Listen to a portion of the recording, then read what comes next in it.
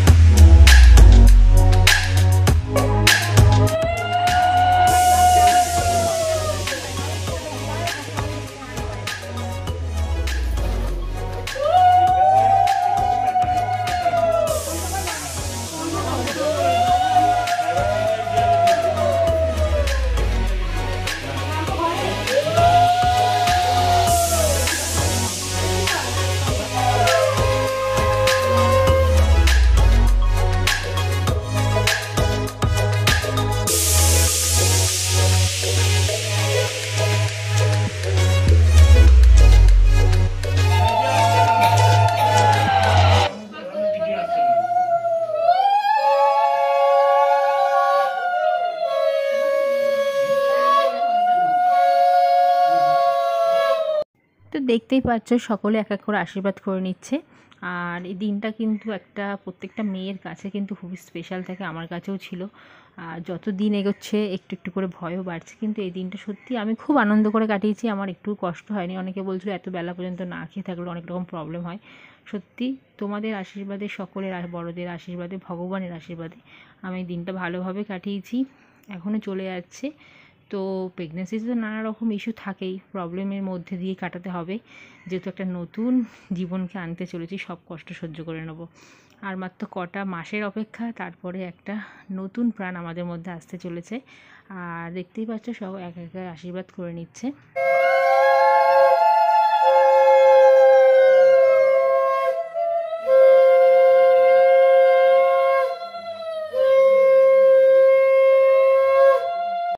তোমাদের সঙ্গে সমস্ত কিছু আমি শেয়ার করব, প্রেগনেন্সির যতটা সম্ভব।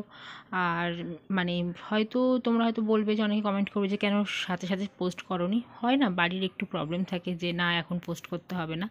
তো আমিও মনে করি যে থাক, ঠিক আছে, অসুবিধা নেই, সবটা মেমোরি করে রেখে দিচ্ছি। তোমাদের সঙ্গে সবটা আমি শেয়ার করব। তোমরা পাশে থেকেও ভালোবাসা দিও, নতুন অতিথিকে তোমরাও আপন করে নিও, যেন খুব ভালোভাবে সে আমাদের মধ্যে চলে আসে। আমার 7 মাসের স্বাদের টাইম ছিল দুপুর 1:30টার দিক। আর এই সময় তো সবাই দুপুরে চলে এসেছিলো আত্মীয় স্বজন। আর দেখতেই পাচ্ছ প্রচুর মানুষের ভিড়ও হয়ে গেছিলো এই জায়গাটায়, সেই জন্য একটু ভিডিও ক্যামেরা করতে একটু অসুবিধাই হচ্ছিলো। তো তার মধ্যেও যতটা সম্ভব মানে ফটো ভিডিও করা সম্ভব, যতটা সম্ভব আমি চেষ্টা করেছি করার। তো এভাবেই হচ্ছে এই দিনটা তো আমরা সেলিব্রেশন করলাম। তারপরে কিছু ফটোশ্যুট, কিছু ভিডিও, কেক কাটিং, তো যতটা পেরেছি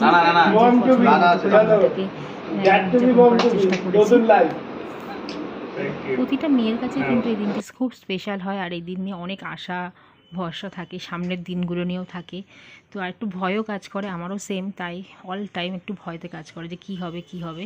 তো যাই হোক, দিনটা খুব ভালোভাবে কাটিয়েছি, যতটা পেরেছি নিজের শখ পূরণ করার চেষ্টা করেছি।